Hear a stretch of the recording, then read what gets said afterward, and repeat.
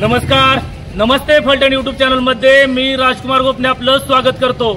महाराष्ट्र राज्याच्या विधानसभेच्या निवडणुका आता काही दिवसावरती येऊन ठेपल्या आहेत आणि याच अनुषंगानं फलटण कोरेगाव विधानसभा मतदारसंघामध्ये काय जनतेचा मनात कौल आहे हे आपण जाणून घेण्यासाठी आपण आलो आहोत। आता साखरवाडी पिंपळवाडी या ठिकाणी आलो आहोत आणि इथल्या जनतेकडून आपण आता जाणून घेणार आहोत नेमकं त्यांच्या मनात नेमकं चाललंय काय, पुढचा आमदार नेमकं कुणाला बनवायचंय आपण जाणून घेणार आहोत। निवडणुकाला होऊ घातल्यात आता विधानसभेच्या, जनतेच्या मनातला आमदार कोण आहे सध्या? फलटण कोरेगावचा चव्हाण। सध्याचे आमदार दीपकराव चव्हाण इकडे आलेत का? आले काही माहित नाही, पण चाललं काय नेमकं तुमच्या गावची काय कामं केली आमदारांनी? रस्त्याची वगैरे काम केली। हा, आता निवडणुका होऊ घातल्यात, कोण आमदार होईल पुढचं का? नाही काय सांगाल नेमकं आता विधानसभेच्या निवडणुका लागल्या ते काय वार आहे? विधानसभेच्या निवडणूक लागलेले आहे। येणाऱ्या विधानसभेला गेल्या 5 वर्षांमध्ये 15 वर्षांमध्ये जो आमदार होता आणि ज्या नेतृत्वाने काम केलेले आणि ज्या नेतृत्वाने भरीव काम केलेले या तालुक्यामध्ये त्यालाच ही जनता निवडणार आहे। काय कामं केली तुमच्या इथली नेमकी? या ठिकाणी शेतकरी म्हणजे सध्या आता शेतकरी परिसर आहे हा ग्रामीण भाग आहे आपला। ग्रामीण भागामध्ये खंडकऱ्याचा प्रश्न असेल, पाण्याचा प्रश्न असेल, लोकांच्या गोरगरिबांच्या मुलांच्या शिक्षणाचा प्रश्न असेल, त्याच्यानंतर नोकरीचा प्रश्न असेल, कमी सरकारकडून मोठा उद्योग आणलेला आहे। या ठिकाणी परिसरामध्ये कोणतंही काम झालेलं नाही। आमदार तुमच्याकडे किती वेळा आले इकडे गावात? आमच्याकडे आमदार साखरवाडी प्रत्येक कार्यक्रमाला आमदार येत असतात आणि आमदार ते त्यांच्या नेतृत्वाखाली जे काम करतात ना त्यांचं भरीव काम आहे, कुठेही कमी पडलेले नाहीत। आमदारांचं काम खूप छान आहे। सध्या वारे काय म्हणते? वारा विधानसभेत चालू आहे सध्या। हा, काय परिस्थिती होईल फलटण कोरेगावची?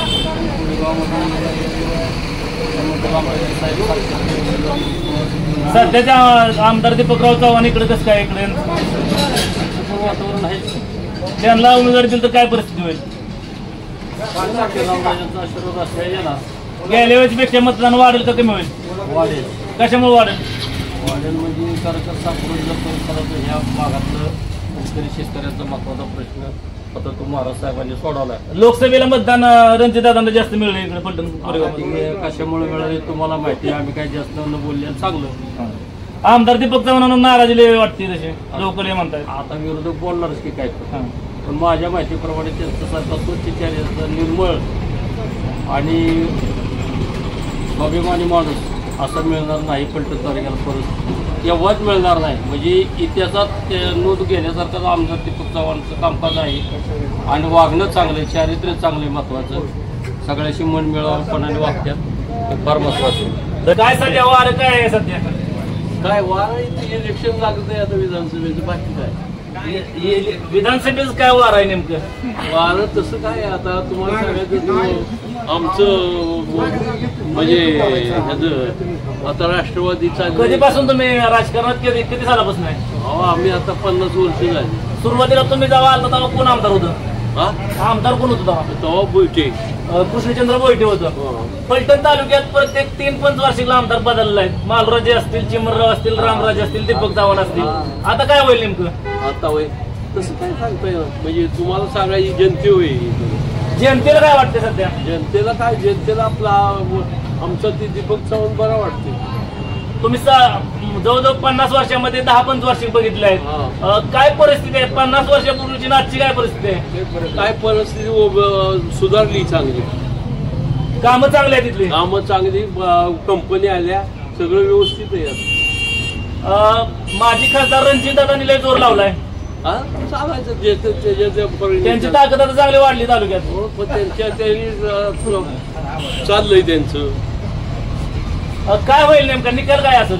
निकाल तुम्हाला सांगायचा, आज तुम्हाला सांगायचा आम्ही म्हणणार आमचा, म्हणजे तुम्हाला 50 वर्षाचा अनुभव आहे तुम्हाला, काय सांगतात? आम्हाला वाटतंय आमचा होईल, जनते काय ठरवायचं। सध्या वारे काय म्हणते? सध्या वार मिक्स वातावरण सगळं सध्याचं, लोकांच्या जनमताचं काय आताच विचार सांगता येणार नाही। खासदार रणजितदादांनी लय जोर लावलाय, प्रत्येक पक्ष आपापल्या पद्धतीनं प्रयत्न करत असतो आणि त्यांचं ते काम आहे ते करतायत। आमदार दीपकराव चव्हाण आलं तर इकडे? हो आलेत, बरेचशा वेळा आलेत, त्यांनी कामही केली त्यांनी।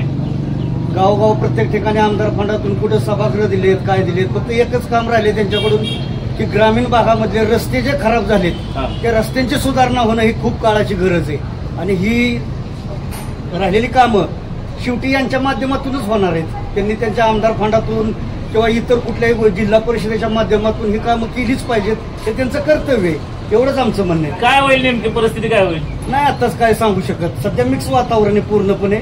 लोकांच्या मध्ये संभ्रम आहे कारण बरेचसे गट आहेत. महिलांना 4,500 रुपये दिले आता 1,500 रुपये महिना सुरू केला आहे. हा महिलांचं काय तेव्हा ती योजना नक्कीच चालणार आहे. पण आणि महिलांनी मत दिल्याने कसं काय त्यांना दुसऱ्या भाजपलाच देतील हे कशावरून? कदाचित घड्याळालाही देऊ शकतात, कदाचित धनुष्यबाणालाही देऊ शकतात. उमेदवार फिक्स नाहीत अजून.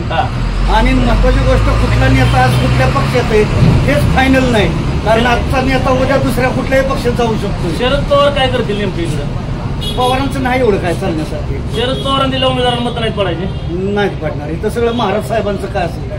हो काय सध्या वारे काय म्हणते? वारं आता दादांचं माझे खासदारांचं वारं चांगलंय तालुक्यात. आमच्या गावात बी वारं चांगलंय. आमदार इकडे आलते काय? आमदार येते दादूंमधून. काय नेमकं आता कुणाच्या बाजूने जनता कुणाच्या बाजूने आहे?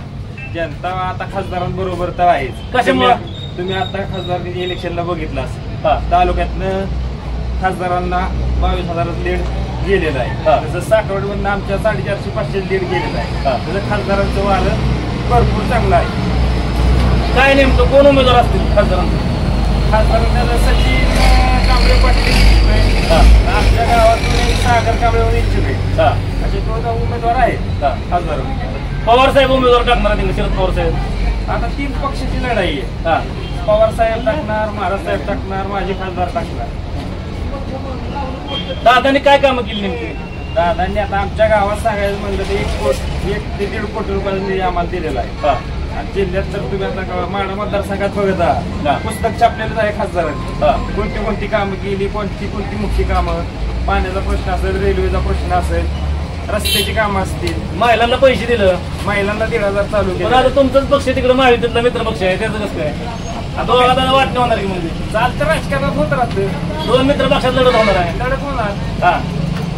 राजकारण आहे, राजकारण चालतं त्या पद्धतीने. काय नेमकं आता विधानसभेचं वारं काय म्हणतं इकडं? वारं सध्याला खासदारांची ताकद वाढलेली आहे. खासदारांना तालुक्यातलं लीड बघता त्यावेळेस आमदार 100% खासदार. कशामुळे ताकद वाढली काय? दादांच्या विकास कामावर विश्वास ठेवून ताकद वाढली ना. काय काय विकास कामं केली? विकास कामं आमच्या भागात जवळजवळ 1 कोटी रुपयाची कामं केली. तालुक्यात आता तुम्ही बघताय RTO कार्यालय चालू झालं, परत सेशन कोर्ट चालू झालं. आमदार दीपक चव्हाणांनी कामं केली आहेत काय? नाही त्यांचं लय स्लो काम आहे. तालुक्याने 15 वर्षात बघितलेले. काही नवीन सांगायची गोष्ट नाही. दादाचा उमेदवार कोण आहेत? दादाचं आत्ता सांगितलं बरोबर उपसरपंचांनी आमच्या सचिन कांबळे पाटील आणि आमच्या इथं सागर कांबळे हे इच्छुक आहे. सध्या तरी 2 उमेदवार. पवार साहेबांचं काय इकडे वारं? पवार साहेबांची ताकद भरपूरच आहे. ती काय नाकारत येणार का? तर रणजितदादांना मत आणि धैर्यशील मोहिते पाटलांना जी 94,000 मतं पडली त्यातली नेमकी रामराजेंची किती आणि पवार साहेबांची किती एकदा रामराजेंनी सांगावं. तिरंगी सामना झाला तर काय होईल? त्यांच्या कार्यकर्त्यांनी सांगावं म्हणजे चित्र स्पष्ट होईल. तिरंगी सामना झाला तर काय होईल? तिरंगी सामना तर दादांचं उमेदवार 100% निवडून येणार. किती मताने? 15-20,000 मतांनी सहज निवडून येणार. काय म्हणते वारं सध्या विधानसभेचं? विधानसभेला रणजितदादा म्हणेल तेच आमदार होणार आहेत. आता कशामुळे काय नेमकं? 15 वर्ष लोक कंटाळले एकच आमदार एकच केला. काय रणजितदादांनी काय विकास केला? रणजितदादांनी पालखी महामार्गाचा प्रश्न लावला, फलटण बारामती रस्ता केला, पाण्याचा प्रश्न, जलजीवन मशीनमधनं मोदीजींना पाण्याची योजना आली, ती घर घर हर जल योजना आली, साखरोळी तारखेला तहसीलदार कार्यालय आलं, RTO ऑफिस आलं. विद्यमान आमदारांनी इकडे काय काम? विद्यमान आमदार काहीच नाहीत करत. इकडे काम काय? ती स्वतः फिरत नाही तर त्यामुळे महाराजांनी काय, श्रीमंत रामराजांनी काय इकडे काम? कामाचं काहीच नाही इकडं. आता सध्या महिलांना पैसे मिळत आहेत 1,000 रुपये महिना. लाडकी बहीण योजनेमुळे सगळ्या तालुक्यात प्रथम सगळ्यात जास्त लीड रणजितदादा गटालाच मिळाले. त्यामुळे पण आता तुमचं मित्रपक्ष आहे पुन्हा आणखी पुन्हा तिकडं माहितीतनं ते राष्ट्रवादीचा अजित पवार पक्ष आहे, तुमचा इकडे भाजप पक्ष आहे. मग कसं काय? वरून असं ठरलं की फिक्स तिकीट भाजपला इथं मिळणार आहे. त्यामुळं विद्यमान आमदार जे आहेत कोण त्यांचं असणार पराभव आता होणार आहे. उमेदवार कोण असणार आता? आणि जे विद्यमान आमदार आहेत ते सध्या इकडं तिकडं त्यांचा अजून पक्ष नाही ठरला. हा त्यामुळे रणजितदादांचा पक्ष फिक्स भाजप आहे. भाजपच्या नेतृत्वात इथं कमळ फुलणार आहे. ह्या त्या विधानसभेला जे रणजितदादा म्हणतील तो उमेदवार निवडून जाणार आहे. साखरवडीमधनं सागर कांबळे इच्छुक आहेत आणि सचिन ढोले पाटील इच्छुक आहेत. दोघांमध्ये कांबळे पाटलांचं कसं आहे, त्यांच्या जातीचे मतदान जवळजवळ 70,000 आहे. त्यापैकी त्यांना 40,000 बौद्ध समाजाचा उमेदवार दिल्यानंतर विजय होणार आहे. या ठिकाणी शरद पवारांचा पण उमेदवार असणार आहे. त्यांचा अजून कुठली तयारी नाही, त्यामुळे त्यांचं अजून इथं काय करणार. तयारीच नाही. आपण बघितले का पवारसाहेब इथं आलेत का? अजून काहीच नाही त्यांचा उमेदवार बी आज कोण ठरला नाही, काहीच नाही. धन्यवाद. वारं काय म्हणतंय नेमकं सध्या? वाहत आहे आमच्याकडे तुतारी. होय. आपल्या इकडे आमदार दीपक चव्हाण इकडे येतात का नाही तुमच्या गावाला इकडे? अजिबात इलेक्शन होता येतो. हा इलेक्शन झाले की आपला पुढच्याच इलेक्शन पुन्हा नाही. कोण होईल आता आमदार? कोण होईल पुढचं? आता काय ते सांगू. आता बरेच जण मागणी करतात. हा त्यातला कोण होणार होता आपण त्याला कोणी कोणी मागणी केली तुतारीकडे? तुतारीकडे मागणी केली. एक घुमरे एक आहे, हा एक पवार आहे. हा ही दोन मला नाव माहिती. बर. काय पवार साहेबांचं काय इकडे परिस्थिती? पवारांची परिस्थिती तालुक्यातच आहे. होय. पवारांची परिस्थिती चांगली. हा हा तुतारीला सीट येणार का तर येणार. आता उमेदवार कोण टाकतात ते काय सांगताय. धन्यवाद. काय म्हणते? काय रामराजे त्याच्यामुळं रामराजेंनी साखरवड्याचा साखर कारखाना चालू केला. हा तुम्ही साखर बर. 2 धरणं मारे बांधले. हा पैठण तालुक्याला आम्ही केलेलो खाली असल्यामुळं हा.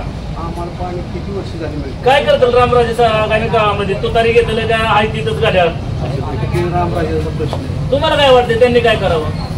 नाही, आपण काय सर्वसामान्य तुम्हाला काय वाटते त्यांनी काय घ्यावं? आता तुतारी घ्यावी का गाड्या घ्यावं? रामराजे आपला निर्णय ती घेतला. घेतली की, पण तुमचं काय, तुमच्या मनापासून काय वाटतंय? आपण छोटा कार्यकर्ता आहे, आपण काय सांगू. त्यांचा आदेश. रामराजेला न्याय कुठे मिळेल? तुतारीकडे मिळेल का गाड्याकडे मिळेल? माझं मत आहे तुतारीकडे मिळेल. होय.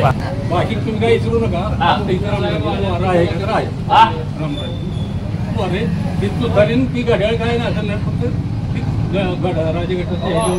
कशात घ्यावं त्यांनी गाड्या का तुतारी? ती सांगायचंच नाही काय. राज सांगतात काय वार आहे नेमकं? रामराजेंचा आहे.